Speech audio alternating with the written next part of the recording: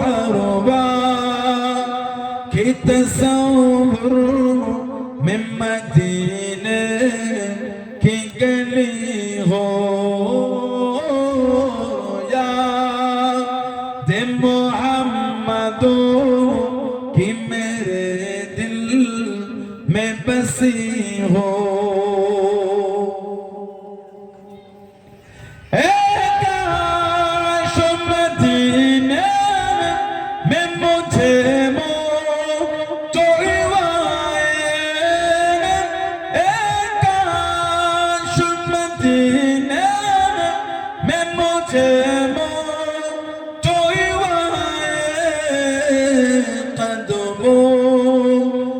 तेरे सर हो मेरे रूह हो चली हो कदमों में तेरे सर हो मेरे रूह हो चली हो हरवा की तस्वुर में मदीने की गली हो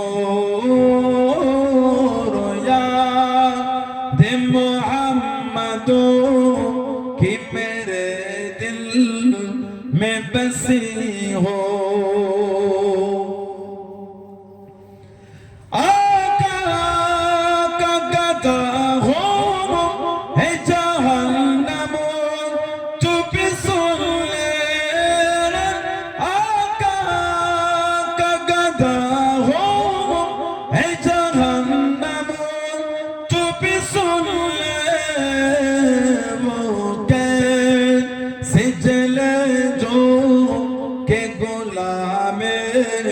मदनी हो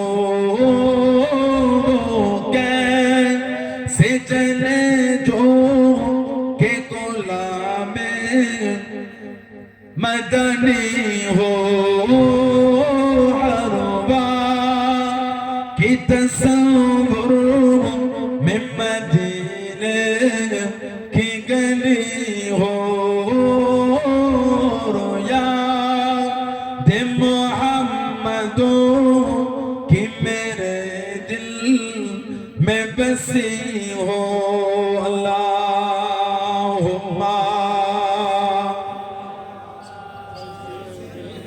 उस्मान इब्न अफ्फान चले গেলেন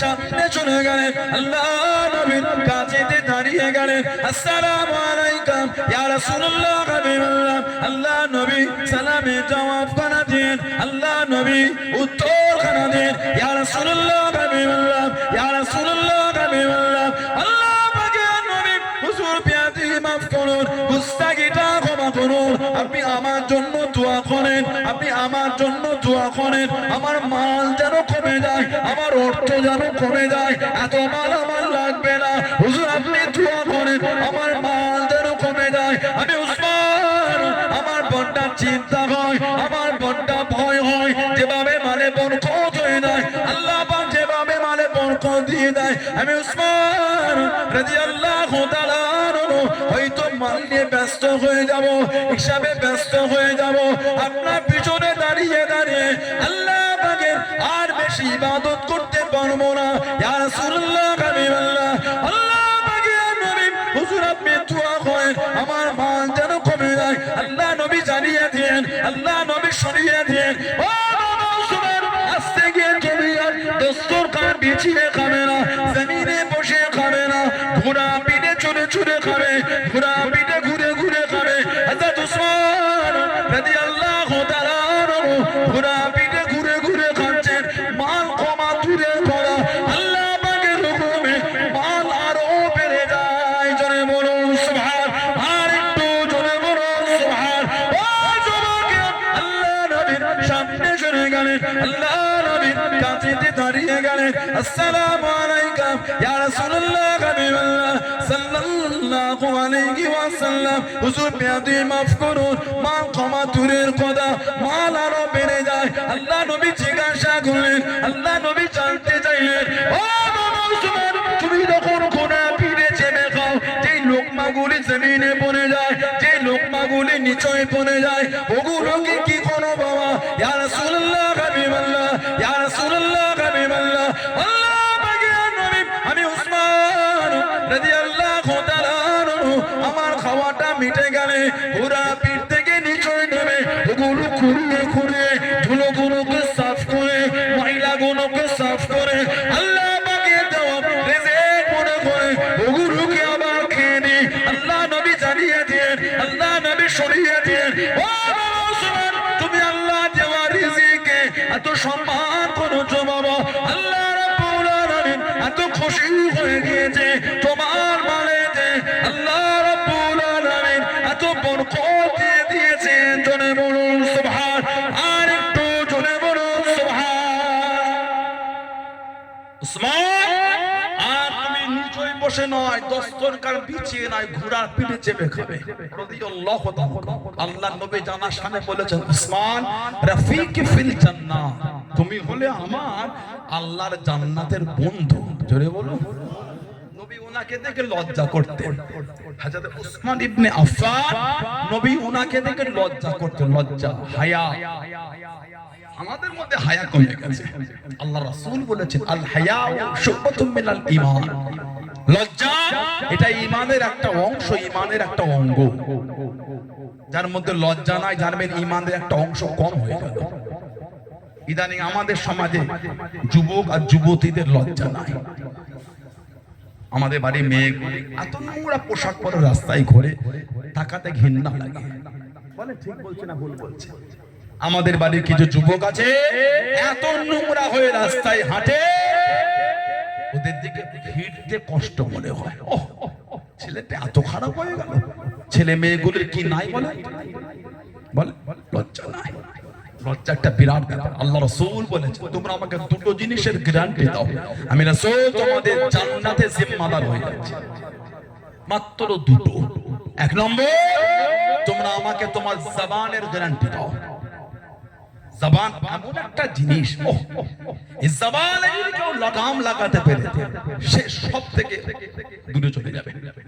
যদি জবানে মিথ্যা না বলে আর হারাম না খায়, এই দুটো জিনিস যদি জবানে ও লাগাম লাগাতে পেরেছে, একটা মানুষ পরিবর্তন কিভাবে হবে বুঝতে পারবে।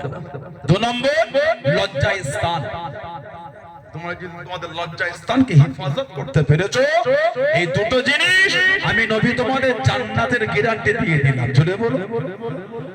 আমাদের সমাজে লজ্জাটা উঠে গেল, শরম লাগে। আমাদের বাড়ির বোনগুলি, মাগুলি, মেয়েগুলি রাস্তাঘাটে ঘুরলে আর মাথায় কাপড়ও দেয় না, ওড়নাও দেয় না। ওড়না তো দোকানে পাওয়াই যায় না। ঠিক বলছেন? এখন দড়ির মতন বিক্রি হয় ওড়না। এখন দড়ি, জামা পিস কিনলে, 3 পিস কিনলে ওড়না ওই মশারির নেটের মতো, মশারির জাল। কেন ওড়নার লোক ব্যবহার করে না। যে কোনো সম্প্রদায় বলে, যে কোনো সম্প্রদায় বলে, কিছু কিছু এমন সম্ভ্রান্ত হিন্দু ভাইদের বাড়ির ফ্যামিলি আছে, বাড়ির গেটে লেখা থাকে বিনা অনুমতিতে প্রবেশ নিষেধ। কি বলছেন আপনি আমাকে? এগুলো আমাদের নিজের চোখে দেখা। আমাদের এলাকায় একটা ডাক্তার ছিলেন, শক্তি ডাক্তার নামে পরিচিত ছিলেন। মেজো হুজুর আহমদ মুফতি আদম মেসলা হুজুর রহমাতুল্লাহ, ওনাকে তালতলা হাটে একটা ওই ডক্টর স্বাস্থ্য কেন্দ্র মেজো হুজুর কেবলা করে দিয়েছিলেন। তখন আমরা ছোট, 2098 2000 সালে হবে, কম বেশি কি একটু আগেও হবে। মেজো হুজুর কেবলা করে দিয়েছিলেন। ডাক্তার সাহেবের বাড়িতে এই বাইরে লেখা থাকতো বিনা অনুমতিতে প্রবেশ নিষেধ। এখন আমাদের বাড়ির মেয়েগুলি ওড়নাও নাই না। কি নাই বলেন তো? বলে লজ্জা নাই। আল্লাহ আমাদের করে লজ্জাওয়ালা বানিয়ে দেন, হায়াওয়ালা বানিয়ে দেন। বলুন আমি, বলুন আল্লাহুম্মা আমিন। লজ্জাটা বিরাট ব্যাপার। আপনার যদি লজ্জা থাকে, লোক সমাজে আপনি কোনো জিনিস পারবেন না টপ করে করতে, ঝগড়া করতে পারবেন না। দেখছি কি বলবে লোক, ঈমান বাধা দিচ্ছে আপনাকে। আপনি রাস্তায় দাঁড়িয়ে দুটো বাজে কথা বলবেন, এই 5টা লোক আছে, খারাপ মাথায় হবে না। ঈমান বাধা দিচ্ছে আপনাকে, লজ্জা আছে আপনার মধ্যে, লজ্জা আছে। যদি আপনি এটা করে ফেলে যাবেন, লজ্জা নাই আপনার। আল্লাহ আমাদের কোনো বুঝতে তৌফিক দান করে। বলুন আল্লাহুম্মা আমিন। জোরে বলে। আল্লাহ নবী হযরত উসমান ইবনে আফফান ওনাকে দেখে আমাদের নবী লজ্জা করতেন। আমাদের নবীকে উসমান ইবনে আফফান, ইয়া রাসূলুল্লাহ সাল্লাল্লাহু আলাইহি ওয়াসাল্লাম, হুজুর আপনি আমাকে দেখে লজ্জা করেন, হুজুর আমার বড় খারাপ লাগে। আমার নবী হেসে হেসে বললেন, উসমান, যাকে দেখে আল্লাহর ফেরেশতারা লজ্জা করে তাকে দেখে কি আমি নবী লজ্জা করব না? উসমান, তোমাকে দেখে আল্লাহর ফেরেশতারাও লজ্জা করে। জোরে বলুন না সুবহানাল্লাহ। নবী ওনাকে বলেছিলেন দস্তরখান পিছিয়ে আর খাবে না, ঘোড়ার পিঠে চেপে খাবে। তাই খাচ্ছে, কিন্তু মাল কমছে না, মাল আরো বেড়েই যাচ্ছে। নবীকে সে বলে, কি আমল দিলে, মাল কমার জন্য দোয়া চাইলে মাল তো বেড়েই যাচ্ছে। আমার নবী হেসে হেসে জিজ্ঞাসা, উসমান, যেগুলো নিচই পড়ে যায় ওগুলো কি করো? হুজুর ওগুলো ঘোড়া থেকে নেবে, খাওয়া মিটে গেলে কুড়িয়ে কুড়িয়ে ধুলো ময়লা গুলি সাফ করে আল্লাহ পাকের দেওয়া রিজিক মনে করে ওগুলোকে আবার খেয়ে নিই। আমাদের নবী বলেছিলেন, উসমান রাদিয়াল্লাহু আনহু, তুমি আল্লাহর দেওয়া রিজিক এত সম্মান করেছো বলে আল্লাহ খুশি হয়ে তোমার মালে আমার আল্লাহ তো বরকত দিয়ে দিয়েছেন। বললেন আলহামদুলিল্লাহ। জ্ঞান হওয়া থেকে নিয়ে মরণের আগে পর্যন্ত যা প্রয়োজন একটা মানুষের, যদি শরীয়তকে প্রাধান্য দিয়ে করে সবটাই আমল। বলো সুবহানাল্লাহ। আল্লাহ আমাদের সৃষ্টি করেছেন আমলের জন্য, তাই ফেরেশতারা কিন্তু মানা করেছিলেন। কোরআন শরীফ প্রথম পারা সূরা বাকারা দ্বিতীয় নম্বর সূরা 30 নম্বর আয়াতে এসেছে। ফেরেশতারা বলেছিলেন, ক্বালু আতাজআলু ফিহা মা ইফসিদু ফিহা ওয়া ইশফাকু দিমা ওয়া নাহনু নুসাব্বিহু বিহামদিকা ওয়া নুকদ্দিসু লাক ক্বালা ইন্নী আ'লামু মা লা তা'লামুন। আল্লাহ মানুষ তৈরি করবে, অশান্তি করবে, ঝগড়া করবে। ওয়া ইশফাকু দিমা, দিমাউন মানে খুন, রক্ত। আল্লাহ ওরা নিজেদের মধ্যে রক্ত বহাবে। যদি আপনি হুকুম করেন আমরা বেশি বেশি আমল করব। আল্লাহ পাক ফেরেশতাদের বলেছিলেন, ক্বালা ইয়ানি ক্বালা আল্লাহু তাআলা ইন্নী আ'লামু মা লা তা'লামুন। ও আমার ফেরেশতারা, আমি আল্লাহ যা জানি তোমরা তা জানো না। আল্লাহ সেই মানুষকে আশরাফুল মাখলুকাত করে দিলেন। জোরে বলুন, আল্লাহ সৃষ্টির সেরা করলেন মানুষ। কোরআন শরীফ সূরা 3 এর মধ্যে আল্লাহ জিকির করেছেন, লাকাদ খালাকনাল ইনসানা ফি আহসানি তাকওয়িম। সুবহানাল্লাহ বললেন আলহামদুলিল্লাহ। ওয়াত্তিন ওয়াযাইতুন ওয়া তুর সিনিন ওয়া হাযাল বালাদিল আমিন, লাকাদ খালাকনাল ইনসানা ফি আহসানি তাকওয়িম। আল্লাহ মানুষকে উত্তম রূপে সৃষ্টি করেছেন। জোরে বলবেন না। মানুষের ইজ্জত আল্লাহ তো দিয়েছেন, মানুষের সম্মান আল্লাহ তো দিয়েছেন। কোরআন শরীফ সূরা হাশর আল্লাহ জিকির করেছেন, লাউ আনজালনা হাযাল কুরআনা আলা জাবালিন লারাআইতাহু খাশিয়াম মুতাসাদ্দিআম মিন খাশিয়াতিল্লাহ। যদি আমি আল্লাহ পাক এই কোরআনকে আলা জাবাল, আলা মানে উপর, আমি আল্লাহ লাউ আনজালনা, যদি আমি আল্লাহ ইয়াকে নাযিল করতাম আলা জাবালিন, পাহাড়ের উপরে, খাশিয়াম মুতাসাদ্দিআম মিন খাশিয়াতিল্লাহ, আমি আল্লাহ আমার ভয়ে পাহাড় চূর্ণ বিচূর্ণ ধুলো হয়ে যেত। সেই কোরআন শরীফ আল্লাহ আমাদের নবী পাকের উপরে নাজিল করেছেন। জোরে বলুন। 23টা বছর ধরে জিবরাইল আলাইহিস সালাম আমাদের নবী পাকের কাছে 24,000 বার এসেছেন। জোরে বলবেন। মানুষের এত ইজ্জত কারণ আল্লাহ আমাদের নবীকে মানুষের মধ্যেই পাঠিয়েছেন। মানুষের এত ইজ্জত কেন?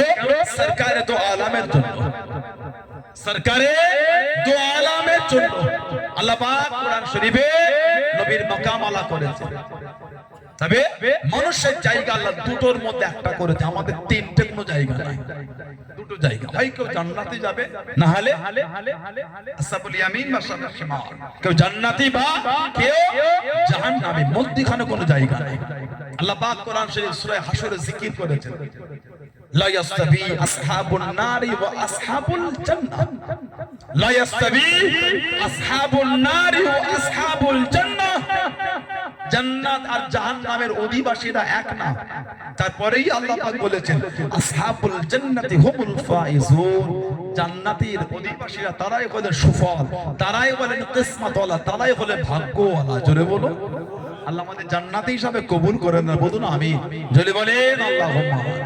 মনটা ভালো করে আল্লাহ নবী দ্বীনের দাওয়াত, দ্বীনের খেদমত শুরু করে দিলেন। নবী পাক দ্বীনের প্রচার করছে, কাফেররা আমার নবীকে চতুর্দিক থেকে বাধা দিয়েও পাচ্ছে না। কাফেররা বিরক্ত হয়ে সাহাবাদের বলতো, তোদের নবী যদি সত্যি নবী হয় একটু বল না, তোদের নবী যেন আল্লাহকে বলে, আল্লাহ যেন আমাদের উপর গজব দেয়। কত বড় কাফের দেখেছে। কাফেররা যখন সাহাবাদের এটা বলতো, আল্লাহ পাক কোরআন শরীফের আয়াত নাযিল করে দিলেন। এই আয়াতের শানে নজুলই হচ্ছে এটা। কোরআন শরীফ সূরা আনফাল 33 নম্বর আয়াত, ওমাকামাল্লাহু লিয়াযযিবাকুম ওয়া আনতা ফীহিম। হাবিব, যেখানে আপনি থাকবেন, আপনার খাতিরে আমি আল্লাহ ওইখানেতে গজবই দেব না। বলা গেল না।